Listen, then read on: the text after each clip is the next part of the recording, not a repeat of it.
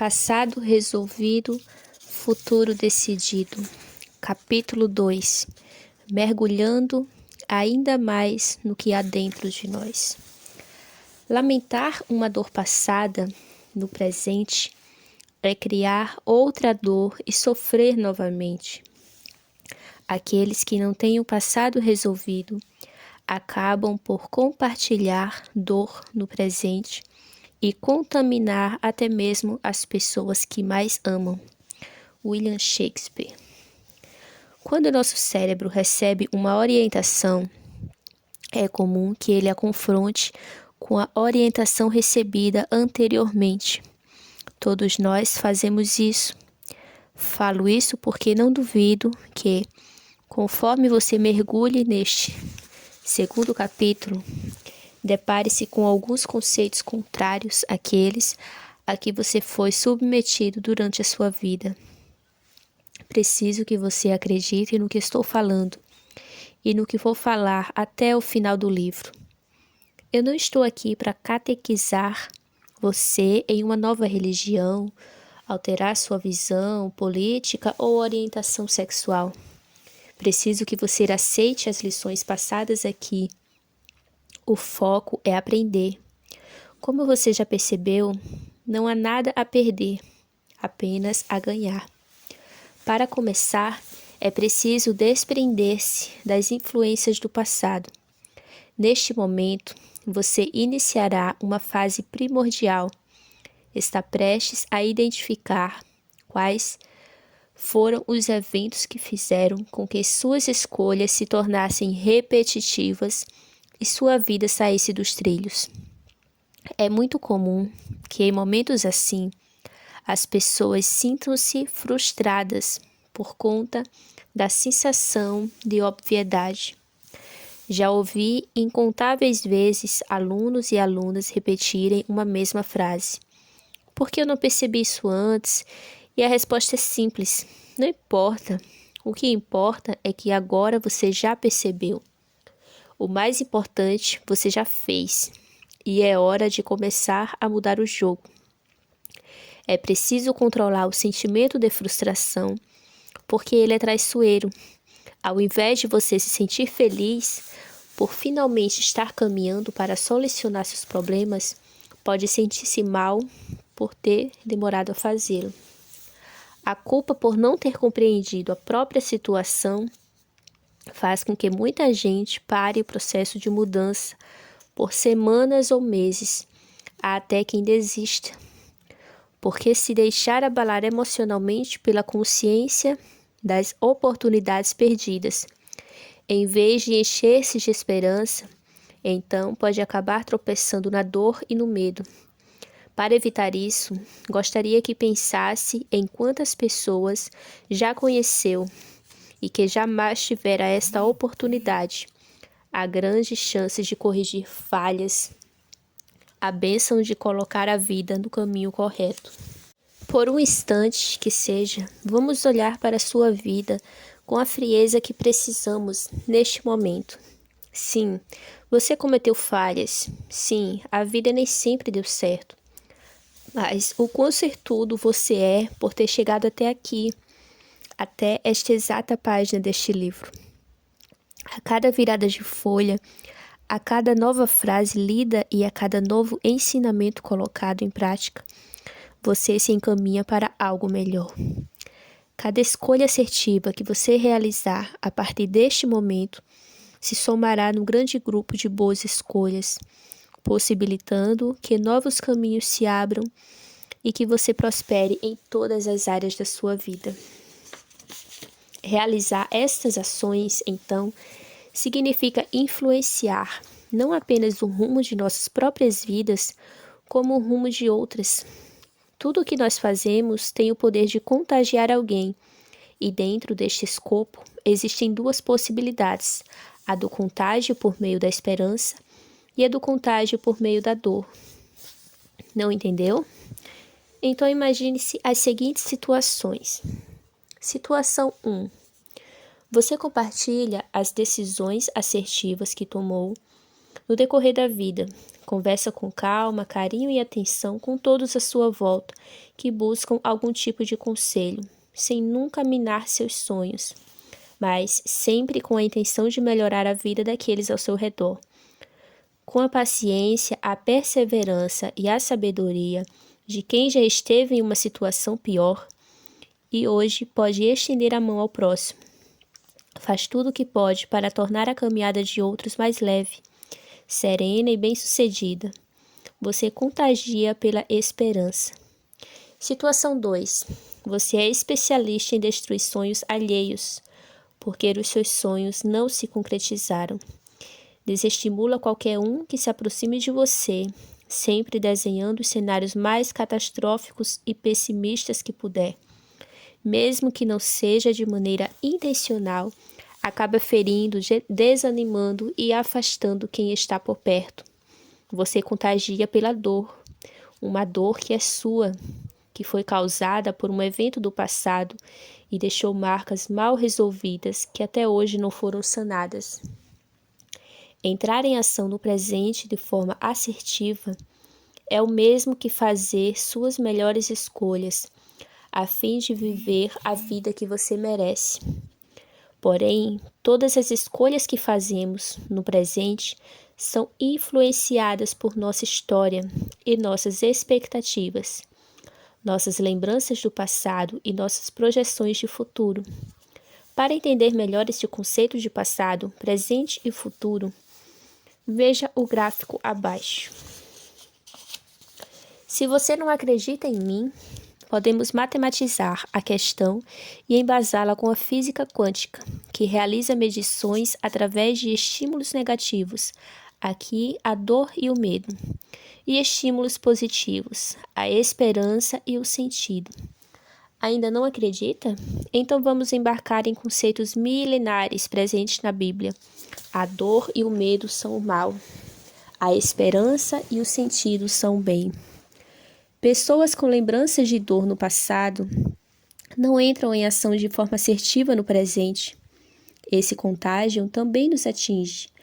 Pior do que isso, uma dor causada em uma área específica de nossas vidas no passado não atinge apenas essa mesma área do presente, ela nos afeta completamente.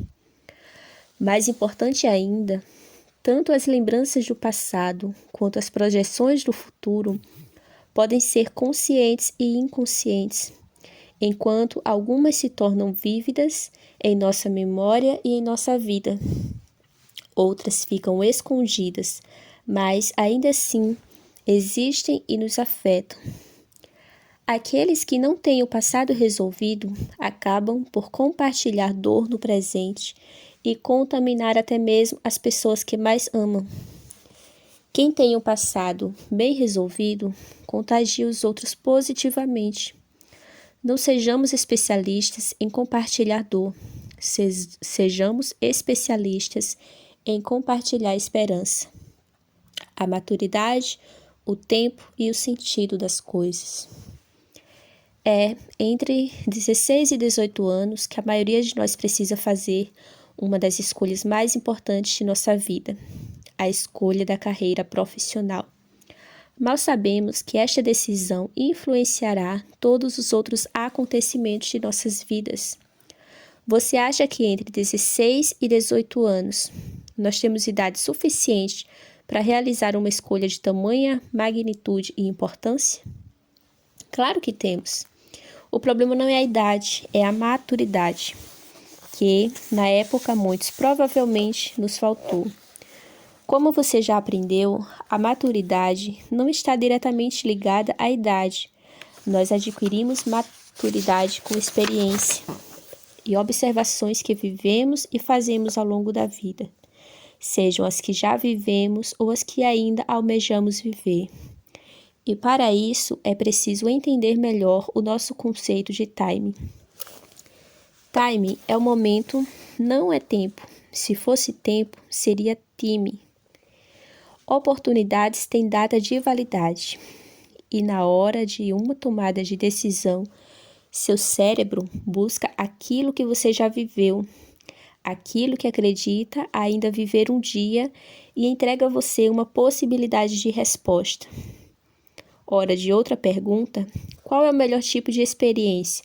Aquela que já vivemos ou que ainda viveremos? Antes de responder, realize um exercício mental e tente lembrar o que você aprendeu no passado. Mais do que isso, entenda que o seu eu do passado era, na época, o seu presente. Lá no presente distante, mais distante para uns do que para outros, você precisou realizar uma série de decisões importantes para entrar em ação. O seu passado impediu você de realizar erros? Duvido muito. No início do meu casamento, eu já estou casado há 18 anos. Minha esposa e eu compartilhávamos uma rotina extremamente exaustiva. Saímos cedo de casa, trabalhávamos durante todo o dia e chegávamos a casa já perto da meia-noite por conta de nossos estudos na faculdade. Aos sábados, o dia era reservado para realizar faxinas em casa. E diferente do que você pensou, o domingo não era repleto de descanso e diversão. Todas as tarefas acumuladas da faculdade precisavam ser resolvidas. E sabe o que mais me incomodava no meio disso tudo? Lavar louça. Esse incômodo me levou a realizar uma projeção. Um dia, não importasse quando, eu deixaria de lavar louças e não precisaria limpar um garfo sequer. Essa situação ainda não havia acontecido e eu sequer sabia quando poderia de fato acontecer, mas tornou-se um sentido, um impulso, uma bússola para a tomada de ações no presente. Vamos sair do túnel do tempo e voltar apenas para 4 anos atrás, quando me mudei, junto com ela, de apartamento. Na ocasião, durante uma conversa com a arquiteta responsável pelo projeto de nosso lar, pedi que ela deixasse um espaço reservado na cozinha, para isso mesmo que você está imaginando, uma máquina de lavar louça. Quando eu e minha querida Ana Paula decidimos realizar o projeto do novo apartamento, deparei com uma oportunidade, a chance de dizer sim ou não para a máquina. E eu disse sim, porque havia criado muitos anos antes um sentido para ela. Certa vez, contei essa história durante uma palestra e fui confrontado por um rapaz. Segundo ele, era fácil para mim contar esse tipo de vivência, porque eu tinha dinheiro. E há algo que preciso confessar, caro leitor. Sempre fui muito observador. Assim que o moço começou a discursar, percebi que ele tinha traços de alguém que era fumante. Curioso para confirmar essa hipótese, antes mesmo de responder às suas indagações, acabei perguntando e tive a confirmação de que, sim, ele fumava. Um maço por dia, por sinal.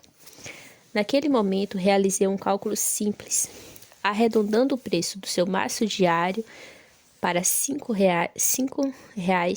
um valor significativamente menor do que as pessoas pagam hoje em dia, e contei para ele que com apenas 2 anos sem fumar, ele poderia comprar a mesma lava-louça que eu, e ainda ficar com um bom trocado no bolso. Não estou julgando o hábito dele. Não estou dizendo que a minha máquina de lavar louças é especial. A questão aqui é muito mais simples. O eletrodoméstico fazia sentido para mim. Fumar faz sentido para ele. O mesmo recurso financeiro usado por mim para comprar a máquina de lavar louças foi usado por ele para manter o hábito de fumar. Nunca foi uma questão de estar caro ou barato, se sou rico ou pobre, mas se faz ou não sentido. A melhor experiência que você precisa para fazer escolhas assertivas no presente está no futuro. Não estou com isso pedindo para que você despreze o passado, até porque são as experiências e observações do passado que dão ou não a você a capacidade de construir as melhores expectativas, projeções do seu futuro. Se um passado resolvido, não haverá um futuro decidido. Veja o quanto o sentido diferencia as pessoas. Você gosta de planejar viagens e conhecer lugares novos? Pode ter certeza de que alguém do seu convívio social acredita que tudo isso é uma perda de tempo e de dinheiro. Já ouviu falar em pessoas que colecionam carros antigos? Elas gastam pequenas fortunas em veículos que só saem para rodar de vez em quando e passar a maior parte do tempo em garagens, sendo polidos e cuidados com todo o carinho do mundo. Para os colecionadores, os automóveis fazem tanto sentido quanto as suas viagens ou qualquer outro hobby que você compartilhe. Quando eu me casei, não houve festa. Recepcionei os convidados na igreja, abracei todos eles com carinho, como que se quisesse dizer, podem ir para casa. Não vai ter croquete. Parece engraçado, mas o sentido das minhas ações não era realizar uma festa, e sim continuar pagando as parcelas do meu primeiro apartamento. Eu tinha recursos para escolher apenas uma das duas opções, pagar a prestação do imóvel ou fazer uma festa. Então, não fazer a festa foi muito leve, pois pagar a prestação fazia sentido para mim. Confesso que se eu pudesse escolheria as duas opções, mas como eram apenas mutuamente excludentes, tive que fazer uma escolha. Não é uma questão do que é certo ou errado, mas do que realmente faz sentido para cada um de nós.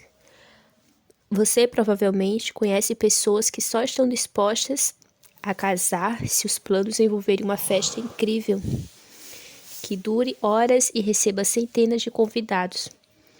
Tudo é uma questão de o que faz sentido. Criar sentido é preparar-se para oportunidades. Se eu não tivesse criado um sentido para lavar louças, essa chance teria passado, e mesmo com uma melhor condição financeira do que aquela do passado, eu continuaria lavando pratos e talheres. Dentro da ideia do sentido das coisas, encontramos as más companhias, e diferente do senso comum, más companhias não são, necessariamente, aquelas que querem nos levar para o caminho do mal, ou algo do tipo. São apenas pessoas que têm sentidos diferentes dos nossos. As mulheres solteiras, as amigas solteiras de uma mulher casada, por exemplo, não desejam que ela traia seu marido, dentro da esfera social de relacionamentos. Porém, o sentido delas é diferente. As solteiras têm como sentido a busca de alguém ou a liberdade de seu status social. A mulher casada, já estabelecida ao lado de alguém, tem sentidos completamente diferentes. Os colegas casados de um homem solteiro conversam sobre assuntos completamente diferentes, fazem planos completamente diferentes e têm uma vivência completamente diferente da vida de solteiro. Não significa que são mais felizes ou infelizes, que já estão com a vida resolvida ou à beira da ruína. Significa apenas que os sentidos são diferentes. E é o sentido que direciona como vamos lidar com as coisas. Quando nos relacionamos com pessoas com sentidos diferentes, somos influenciados por elas e elas passam a ser má companhia. Veja este texto bíblico que fala justamente sobre isso. Não se deixe enganar, as más companhias corrompem os bons costumes. 1 Coríntios 15, 33. Você ainda vai entender melhor este conceito quando falarmos de blindar a mente. Os ritos de passagem. Nossa sociedade está mudando em uma velocidade absurda. E não estou falando apenas de redes sociais e tecnologias, que mal parecem chegar e já são substituídas meses depois por outras. Nossos costumes, enquanto seres humanos, estão se alterando. Antigamente, a ideia de um casamento era cercada de regras. Hoje em dia, é muito comum conhecer casais que decidiram juntar as escovas de dentes, seja por não acreditar em toda cerimônia religiosa, ou simplesmente por acharem aquele um caminho mais simples. Antes de tudo, entenda, esta não é uma fala sobre religião. O ponto aqui é outro, a importância dos ritos de passagem.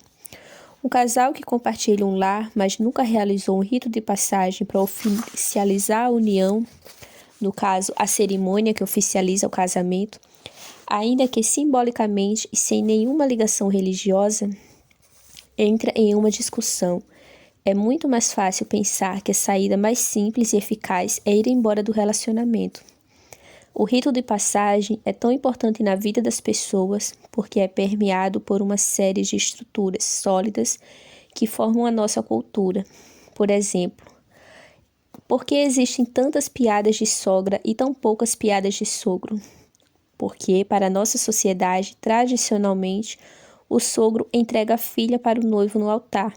Na mente dele, houve um rito de passagem. Aquela pessoa não é mais sua responsabilidade. A vida seguiu em frente, mas não para a mãe. Ela não faz entrega alguma, apenas observa o que acontece em uma posição passiva. Mães precisam entregar seus filhos e filhas em casamentos. Ao não entregarem, podem passar a disputar a atenção com quem suas crias se casaram. Ficarão presas no papel que tinham na vida deles antes daquele rito.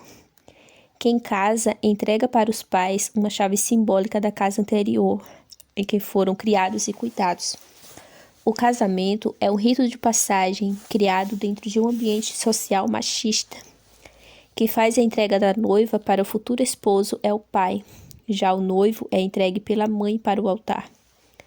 Não para uma pessoa específica, o que não rompe de maneira correta o laço anterior entre o filho e a progenitora.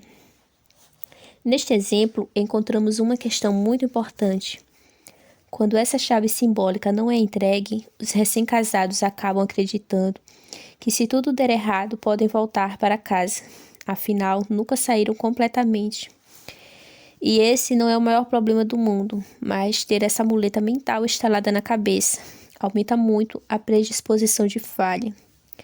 Dizem que o homem é racional e a mulher é emocional, mas uma construção de uma sociedade inerentemente machista. Mas quantas vezes você já viu o homem surgir com planos mirabolantes e mal pensados? E quantas vezes nessas situações foram confrontados por mulheres? Cada vez mais, começamos a perceber como esse estereotipo não se aplica e acabam sendo, na verdade, virados do avesso. É muito comum que homens, ao serem confrontados por mulheres com seus planos puramente emocionais, sintam-se diminuídos, e é preciso ressignificar isso e compreender que o crescimento de um casal é benéfico para os dois, que precisa existir equilíbrio e não importa quem é mais racional ou quem é mais emocional. O importante é que os dois caminhem juntos. Ao caminhar em direções separadas ou não, resolver eventos de nosso passado e fechar os olhos para o futuro, acabamos entrando em um lugar muito perigoso, a zona de conforto. Diferente do que muita gente diz, a zona de conforto é simplesmente um lugar de pessoas machucadas pelo passado, que têm medo de entrar em ação e sentir aquela dor uma vez mais. Zona de conforto não é um lugar de pessoas que têm medo do novo, mas um lugar de pessoas que têm medo de tudo que aconteça de novo. É o homem que foi traído e tem medo de entrar em um relacionamento por não querer passar pela mesma situação. É a mulher que está infeliz no emprego e não se demite porque acredita que em sua próxima oportunidade de trabalho a frustração se repetirá. Por mérito próprio, você está se distanciando desse lugar. E se ainda sente que não está distante, pelo menos está caminhando cada vez mais para compreender quais são os problemas verdadeiros que o afligem e como resolvê-los. Essa foi mais uma etapa e você acaba de concluí-la com sucesso. Parabéns, vamos seguir em frente. Ainda há muito trabalho a fazer.